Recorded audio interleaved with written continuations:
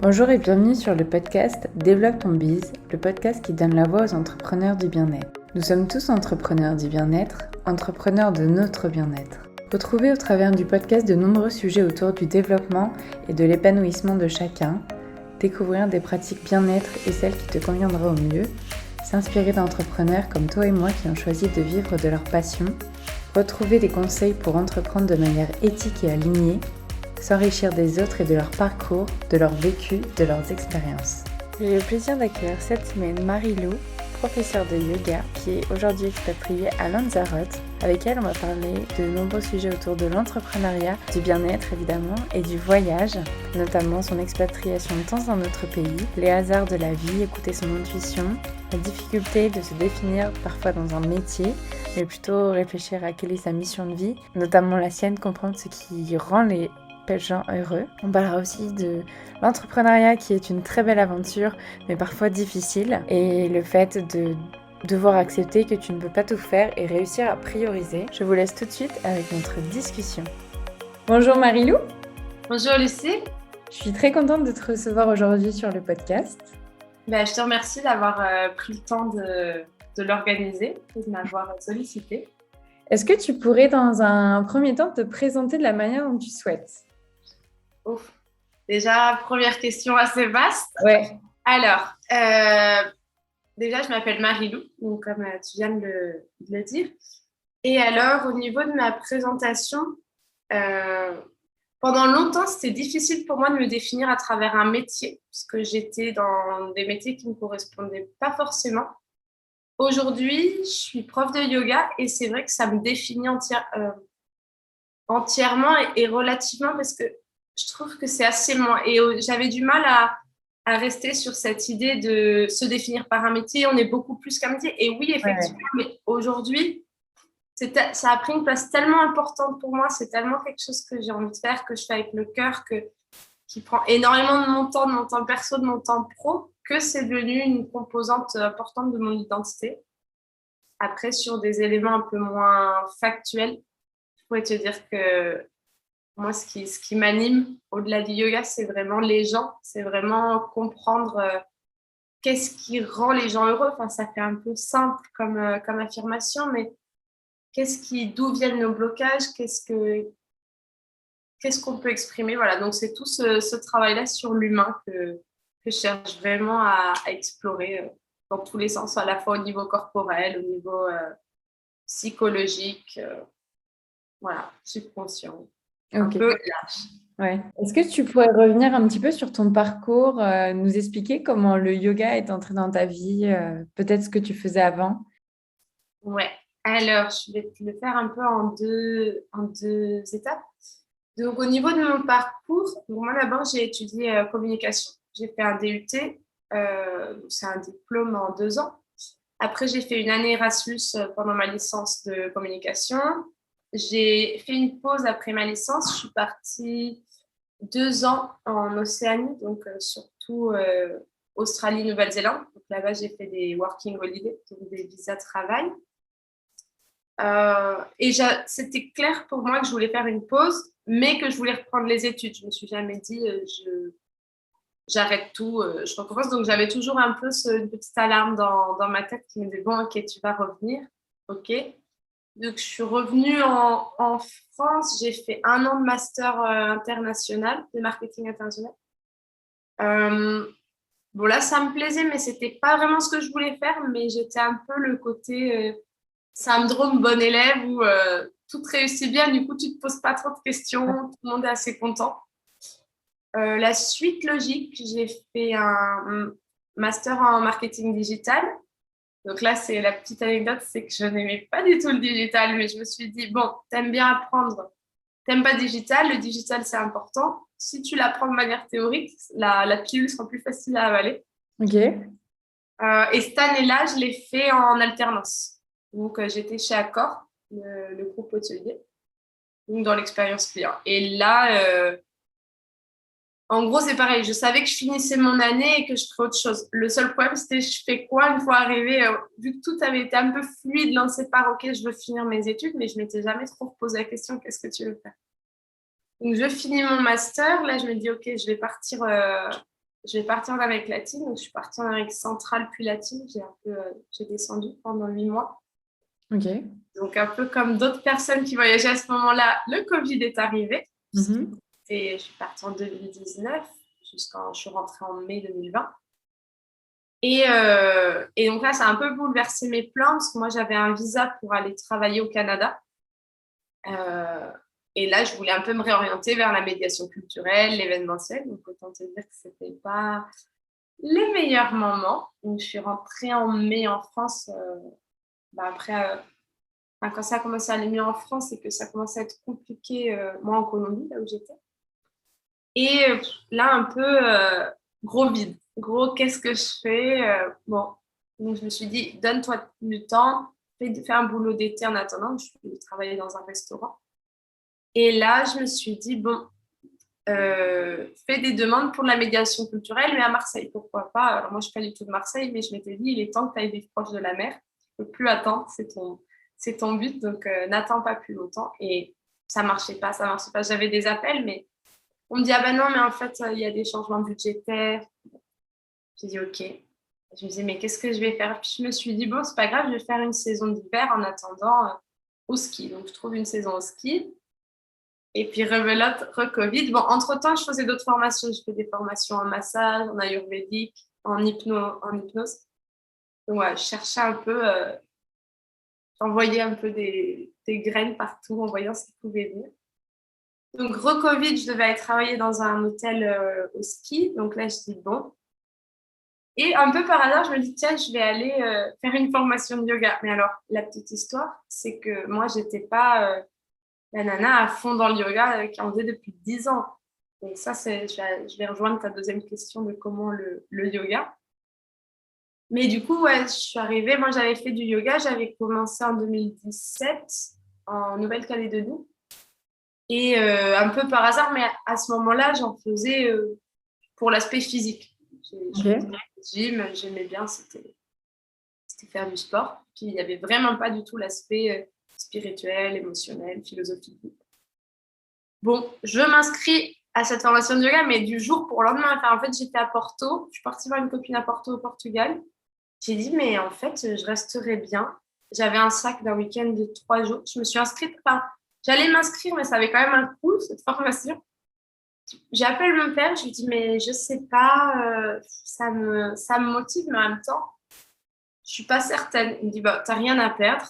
Vas-y, tu seras mieux là, tu seras mieux là-bas qu'en France. Je dis, OK. Donc, je suis arrivée à Madère. Et je suis arrivée avec mon sac à dos de week-end en me disant, bon, bah, coucou, je viens pour être prof, mais pour la formation de prof, mais jamais je pensais être prof. Je me suis dit, OK, ça te fera une pause, tu vas apprendre des choses, tu vas pouvoir te recentrer.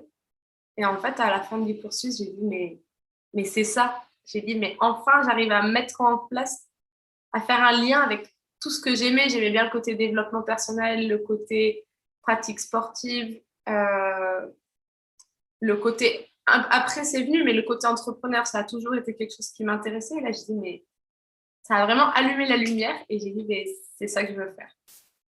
Et du coup, comment t'es tombée sur cette formation de yoga? Parce que, ouais, vraiment, comment c'est arrivé à toi, en fait? Euh, En fait, donc, moi, juste avant qu'on m'a dit que j'allais pas faire, que la saison était reportée. Donc là, je me suis dit, tiens, je vais peut-être faire une formation de yoga pour à côté des saisons. Comme je m'étais Ouais. dit, pourquoi pas faire des saisons un certain temps. Et avec le surf, le ski, bon, ça va bien le yoga. J'ai pensé en termes pratiques. Franchement, en Ok. transparence, j'ai pensé en termes pratiques. Donc, j'ai regardé il y a un site qui référence les formations de profs de yoga. Enfin, quand tu cherches, c'est un des premiers qui sort. Là, je te dirais une bêtise si je te disais le nom, mais c'est avec Book quelque chose. Et je regardais en fonction des dates, puisqu'il fallait que ce soit en Europe et dans les 5 jours, enfin, dans la semaine à venir, quoi, sur ce mois-là. Et aussi dans les prix, parce que celle-ci était assez abordable. Et honnêtement, je n'ai rien regardé sur l'école. J'ai dit, Ok. OK, ça a l'air bien. Alors qu'en plus, je ne suis pas forcément comme ça. Enfin, bon, je suis assez naturelle, mais j'aime bien lire. Généralement, je vais lire 3 fois, je vais lire les avis. Là, j'ai rien regardé. J'ai envoyé un message, j'ai dit oui, est-ce que je peux venir? On m'a dit ouais, pas de souci. Et j'ai confirmé une fois que enfin, 2 jours avant de venir. Voilà, c'était vraiment les beaux hasards de la vie. Trop bien. Et alors, donc, tu fais ta formation. Après, tu rentres en France. Ouais, donc là, je fais ma formation donc, à Madère, au Portugal. Je rentre en France, donc plein Noël, enfin, juste avant Noël, je crois que le 21, je crois. Donc, le moment de fête, le moment en famille, tout ça. Puis, je me dis, bon, et maintenant, c'est quoi la suite? C'est là, je me dis, OK, c'est ça que je veux faire. Comment je le mets en place, sachant que plein Covid, plein hiver, à ce moment-là, je n'ai plus rien nulle part parce que j'ai plus du tout de maison, j'ai plus du tout d'adresse. Moi, mes parents, c'est pas du tout une maison familiale, je vis pas du tout avec mes parents. Squatter chez des amis, bon, c'est bien, mais ça n'a qu'un temps. Payer un loyer parisien alors que je me dis, allez, je vais me lancer dans le yoga, je sais pas. Donc là vient un peu le moment questionnement. En plus, de l'autre côté, bon, j'ai quand même un peu des réflexions type du genre, t'as pas fait un master, tout ça, pour aller finir sur une plage à donner des cours. Bon, d'accord. Et là, je me dis, OK, bah, je vais trouver un endroit qui va m'inspirer et je vais donner des cours. Juste pour 2 mois. Je me suis dit, je vais prendre 2 mois de pause et je vais vraiment réfléchir à mon projet. Parce que j'avais le yoga, mais c'était pas encore terminé. J'avais d'autres idées. J'avais le massage que j'avais encore en tête. Euh, j'avais des projets d'écriture. Ah, et c'est vrai qu'à ce moment-là, en fait, j'avais le projet d'aller m'installer à La Réunion. Mais c'était compliqué, les trajets par rapport au Covid. Donc, je commence à chercher des volontariats un peu. Donc, je trouve au fin fond de l'Afrique, je trouve un volontariat, je sais plus, Zimbabwe. Et là, je me suis dit, attends, Marilou, tu as envie d'un truc simple. Et là, tu repars encore loin dans un... Non, ça va pas le faire. Va à la simplicité. J'en parlais avec une amie qui me dit, bah, t'adores la langue espagnole, pourquoi pas les Canaries? Je dis, OK, pourquoi pas? Alors, je connaissais rien des Canaries. Non, mais j'ai l'impression que cette histoire, c'est toujours un peu le hasard, mais bon, du coup, j'ouvre Idealista, c'est le bon coin des Canaries. J'ouvre toutes les îles, comme je ne les connaissais pas. Puis je me dis, je vais prendre une île où il y a du surf. Ça va bien aller avec le yoga dans tous les cas. Donc, j'ouvre Fuerteventura, Lanzarote. Et là, sans lire aucune information sur aucune île, encore une fois, je regarde juste les photos des maisons en me disant, bon, où est-ce que je me vois vivre pour 2 mois? Ce qui comptait, ce n'était pas l'île, c'était d'avoir un lieu ressourçant. Comme moi, j'étais pas mal nomade ces dernières années, j'ai dit, j'ai besoin d'un lieu qui soit à moi, où je me sens bien, peu importe, enfin, même au fin fond de la Creuse en soi, mais juste l'identité de la maison. Et là, je trouve un appart à Lanzarote et je prends mon billet pour la semaine suivante. Donc, enfin, voilà, je suis partie en me disant, je reste 2 mois, c'est bon, de toute façon, j'ai pas besoin d'affaires. Et les 2 mois se sont un peu éternisés, puisque du coup, je vis ici maintenant depuis 8 mois.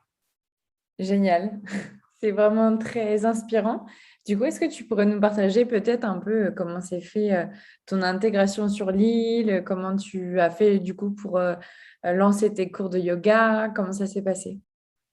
Alors, en fait, donc, je suis arrivée sur l'île. Moi, les 2 premiers mois, je me suis dit, OK, tu vas faire le vide de tout. Là, tu n'es pas là pour recréer une vie sociale, tu n'es pas là pour... Je suis quand même quelqu'un de très social, j'adore passer du temps avec les gens. Et là, je me suis dit, non, là, tu as besoin de te retrouver, tu as besoin d'être avec toi et de savoir ce que tu aimes vraiment.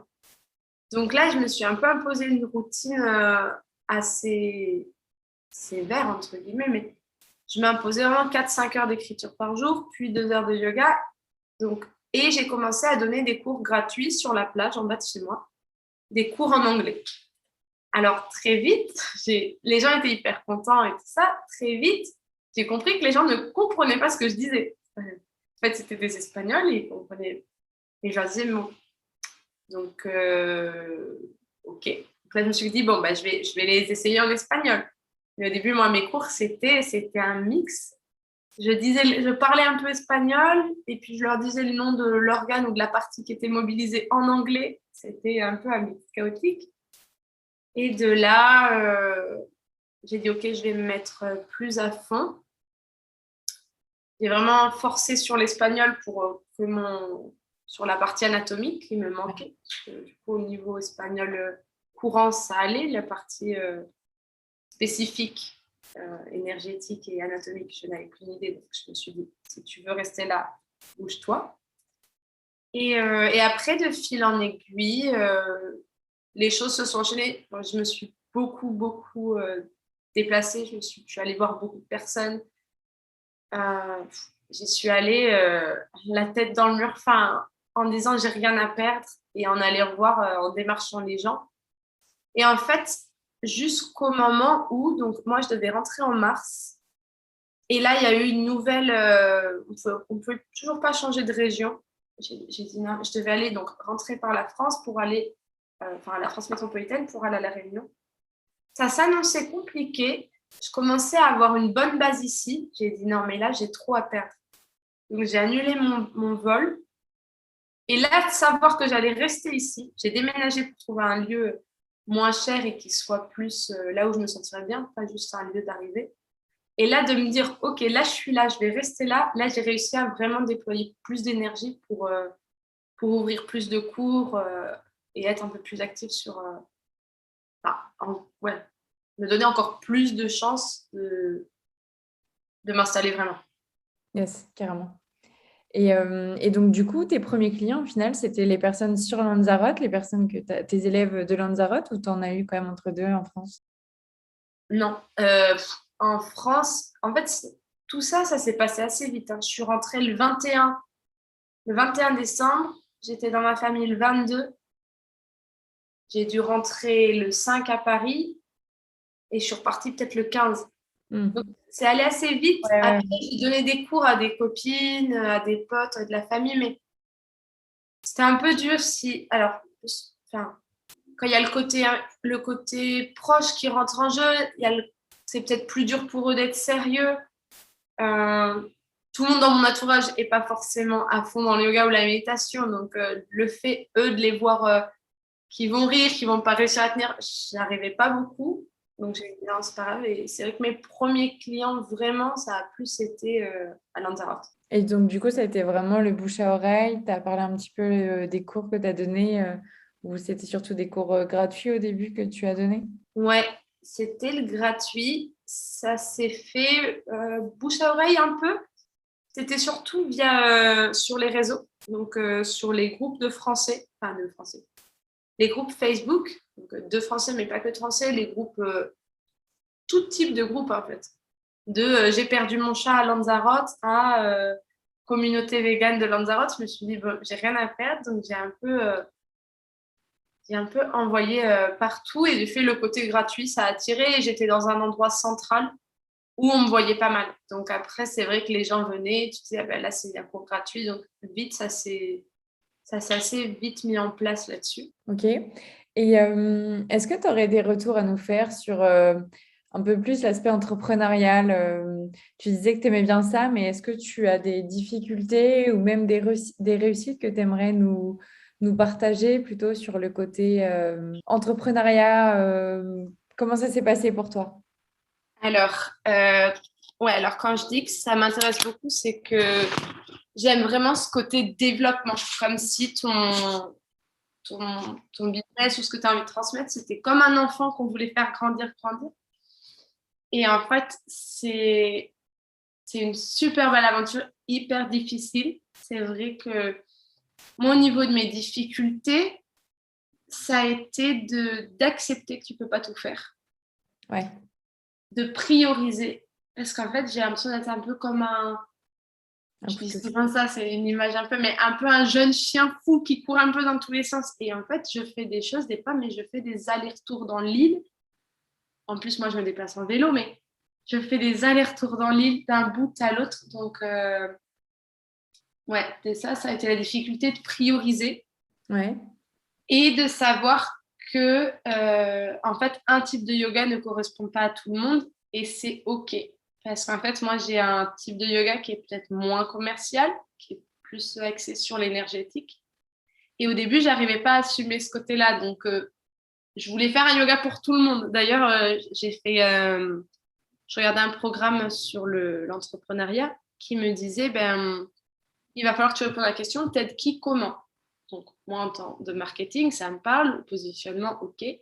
Et là, je me suis dit, mais attends, moi-même, mon positionnement, c'est je veux aider tout le monde à se sentir bien. Et là, j'ai dit, non, il faut que tu te recentres parce que moi, dans mon monde idéal, j'aurais été le matin très tôt jusqu'au soir très tard, en passant par les gens avec les problèmes de dos en faisant des classes dédiées, en passant par les seniors en classe dédiée. Et en fait, je me suis dit, là, tu vas cramer ton énergie, c'est pas possible.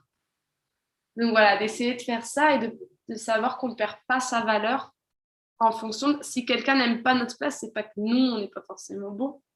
C'est juste que ça ne correspond pas aux besoins de la personne à ce moment-là. Et ça a été aussi le risque un peu de dire, bon, bah, je vais peut-être aller vers là où on veut que j'aille. Peut-être qu'on veut quelque chose de plus commercial. Mais j'avais toujours cette petite voix qui me disait, non, non, mais Marie, reste là parce que les élèves qui sont bien avec toi, ils voudront pas avoir autre chose. Donc, continue sur ta ligne, continue à faire les choses avec le cœur, c'est comme ça que ça réussit. Et tu me disais en réussite, mais du coup, hier, justement, j'ai fait un cours. J'avais été contactée par une organisatrice de séjour qui organisé une retraite avec des Français, justement, et qui m'avait demandé de venir faire un cours de yoga pour un groupe de 30 femmes. Donc, moi, au début, je dis, bah, très bien, mais pour le même prix, j'aimerais diviser la classe parce que comme ça, je suis avec chacune. Moi, j'aime bien aller voir chaque personne. Elle me dit, non, non, on veut vraiment qu'ils le fassent en même temps. Moi, je me dis, bon, d'accord. Donc là, tu fais passer les peurs. Tu dis, OK, très bien, je vais le faire. Puis, ils me disent, moyenne d'âge assez élevée. Il y a beaucoup de gens qui ont des problèmes de santé. Là, je dis, ah ouais, parce que moi, mon yoga, je l'ai fait tenir quand même. Et donc là, je dis, OK, il n'y a pas de souci. Et en fait, ça s'est très, très bien passé. J'ai anticipé, j'ai quand même beaucoup préparé la classe. Et après, ben, quand je suis arrivée, j'ai dit, mais en fait, oui, les propres attentes que tu as sur toi, mais les gens ne les voient pas et les gens n'ont pas ces attentes. Les gens, en vrai, ils veulent passer une heure, ils veulent prendre un moment pour respirer, prendre un moment de connexion, mais ils ne sont pas avec tout ce que moi j'ai dans la tête de comment je veux le rendre parfait. En fait, ça, ils n'y ont pas. Et ils n'ont pas d'attente, donc forcément, ils sont contents. Donc voilà, ça a été une chouette réussite. Et c'est quoi du coup là tes projets pour plus tard, court ou moyen, long terme, dans tout ce nouveau développement? Alors, à court terme, là, moi, j'ai fait une formation sur le prénatal et j'aimerais vraiment essayer de m'axer sur cet angle-là. Ok. Donc voilà, là, c'est vraiment ma priorité, c'est de me cibler, de me prioriser. Et là, je me suis dit que le prénatal, ça serait vraiment chouette parce que là, du coup, je fais des cours aussi dans un studio. Et le studio me fait confiance, donc je peux faire prénatal. J'ai aussi une clinique maternelle avec qui je suis en contact et qui m'a laissé le droit d'utiliser la clinique maternelle. Donc, il y a pas mal de choses qui se mettent en place et vraiment me centrer là-dessus, éviter de m'éparpiller. Et après, à plus moyen et long terme, là, c'est vrai qu'aujourd'hui, j'ai des cours, on ne peut pas dire à toutes les heures, parce que les heures d'après-midi, c'est jamais trop des heures de cours, mais j'aimerais arriver à condenser mes heures de cours pour avoir, type, tous les matins, je donne des cours et l'après-midi, pouvoir soit travailler sur des projets d'écriture, soit travailler sur des sujets de fond, ou même en lien avec l'hypnose. Moi, c'est des sujets qui m'intéressent aussi. Donc, voilà, essayer d'être plus organisée en termes de temps, parce que Ouais. là, j'ai vraiment beaucoup de trajets, beaucoup de... Voilà, donc ça, à long terme, c'est pouvoir améliorer le côté qualité de vie, même si honnêtement, franchement, aujourd'hui, je suis trop heureuse comme ça, mais c'est juste de pouvoir, c'est ça, essayer de garder du temps. Et je commence à envisager le côté retraite, parce que j'ai pas mal d'amis, même ici dans l'île ou hors de l'île, qui sont dans le développement personnel, ou dans le tantrisme, ou dans des ateliers sur l'essence. On va essayer de faire des combos pour amener l'image du yoga soit le plus accessible possible. Voilà un peu les idées. Après, franchement, les idées, ça change tous les jours. J'ai des listes à ne plus savoir quoi en faire. Donc là, c'est les idées à long terme. au jour donné. Je comprends. Est-ce que tu nous en as pas du tout parlé, mais là, du coup, tu es exclusivement cours physique? Non, j'ai un cours en ligne. En fait, alors ça aussi, j'étais assez contre, entre guillemets. Enfin, je pense que j'avais des a priori, j'avais des peurs, des freinages des blocages qui me limitaient là-dessus. Je me suis dit, mais vu que moi, je suis quand même très perfectionniste, je me suis dit, mais comment je vais être avec les gens? Comment ils vont se sentir bien avec moi? Comment ils vont se sentir qu'ils sont bien dans leur corps alors que je suis très sur le toucher et je me suis dit, là, je ne vais pas pouvoir les toucher. Ouais. Et en fait, j'ai eu une élève française qui est restée plusieurs mois avec moi à Lanzarote. Puis après, elle a changé d'île. Elle est rentrée en France. Elle m'a dit, mais j'ai essayé avec d'autres profs, ça ne marche pas. Est-ce qu'on peut continuer ensemble? Je dis, oui, on essaye. Il n'y a pas de souci, j'ouvre un créneau pour toi. Oui, parce que là, dans les débuts, venir pour une seule personne, c'est courant. Que des fois, j'ai une classe de 10, des fois, j'ai une classe de 1. Donc, ouvrir une classe pour une personne en ligne, je me suis dit, OK, c'est peut-être juste un signe. Donc, j'ai essayé et en fait, j'ai adoré. Euh, et en fait, j'ai trouvé que c'était aussi. J'ai vraiment cassé toutes mes idées reçues parce que je me suis dit, en fait, c'est le confort de chez soi et c'est pouvoir rentrer à l'intérieur. Enfin, s'autoriser et pouvoir être dans le lâcher prise, des fois c'est difficile quand on est à l'extérieur, quand on est dans une salle, quand il y a du bruit, parce que même dans un studio, il y a quand même parfois la route à côté. Enfin, le silence pur, c'est dur à trouver. Et en fait, avec le casque, moi je les invite à avoir soit le casque, soit les écouteurs sans fil, plutôt les écouteurs sans fil d'ailleurs. C'est vrai que c'est une bulle et ils arrivent à être vraiment avec eux-mêmes. Donc, je pense que tout type de yoga n'est pas forcément adapté en ligne. Un truc qui va très vite, très dansant, c'est peut-être dur de suivre tout le temps. Mais en fait, j'ai vraiment aimé, et ça aussi, pour rebondir sur ta question précédente, c'est vrai que c'est quelque chose que je me verrais bien essayer de développer, le côté en ligne. Aussi parce que je sais que même si je pense que Lanzarote, c'est devenu mon chez moi, mais j'aime ce côté de pouvoir me dire, OK, si je bouge, j'emmène mes élèves avec moi et Ouais. on Et commence pas à zéro. justement, tes élèves français ou autres que tu as eus, comme Lanzarote est quand même une île assez touristique où tu peux avoir justement des personnes qu'une seule fois, ça permet aussi de prolonger ce côté-là en étant en ligne. Alors, oui et non, parce que beaucoup de Français que j'ai eus, c'était vraiment l'expérience d'être sur la plage. D'être, enfin, c'était même pas forcément des personnes à fond dans le yoga. C'était ce côté, on a envie d'une expérience qui change. Eux, ils ont leur cours en France ou non, mais ils vont me suivre sur Instagram, par exemple. Ils vont m'envoyer, enfin, ils vont réagir à ce que je fais, mais ils vont pas forcément revenir au cours parce que eux aiment ce côté présentiel. Je Ouais. comprends Ok. complètement.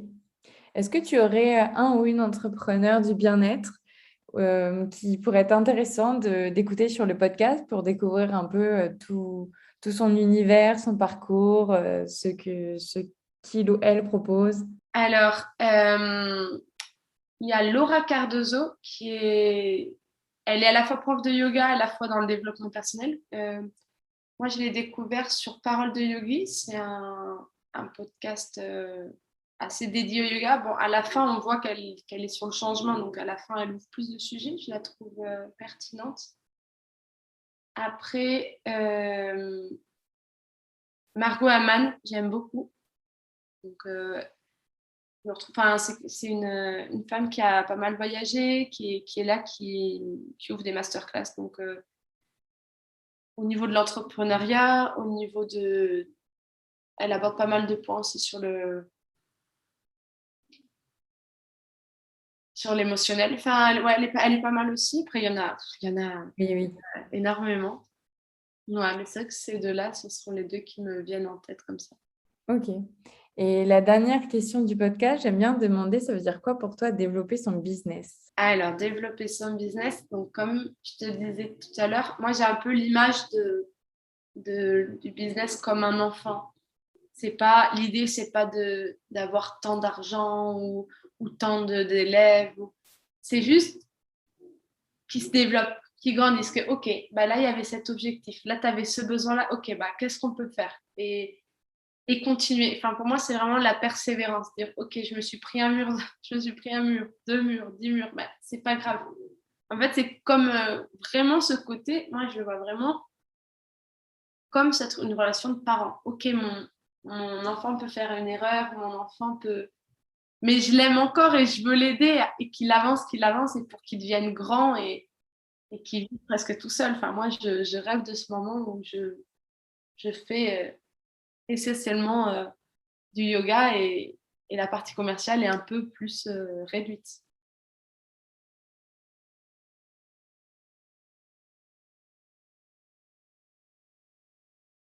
C'est ça.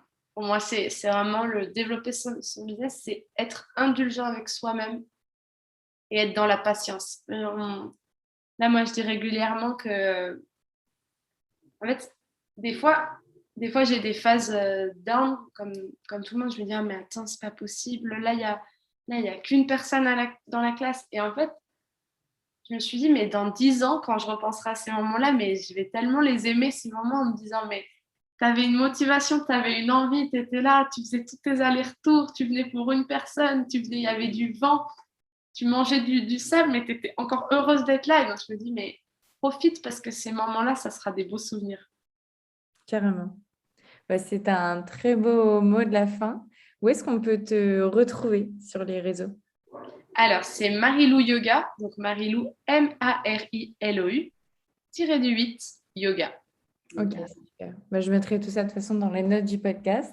Je te remercie pour ton temps. C'était très intéressant de mêler un peu l'approche voyage qui, moi, me passionne beaucoup et qui est très importante pour moi. Donc, je suis très contente de partager aussi ce côté-là par rapport, en plus, au yoga, à l'entrepreneuriat. Donc, je te remercie. Ben, merci à toi pour l'invitation. Et puis à bientôt à Lanzarote. Oui.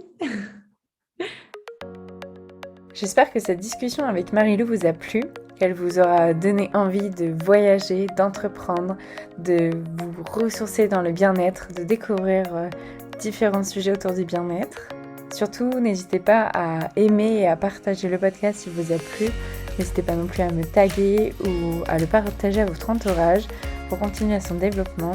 Je vous souhaite une très belle journée. On se retrouve dès la semaine prochaine avec un nouvel invité.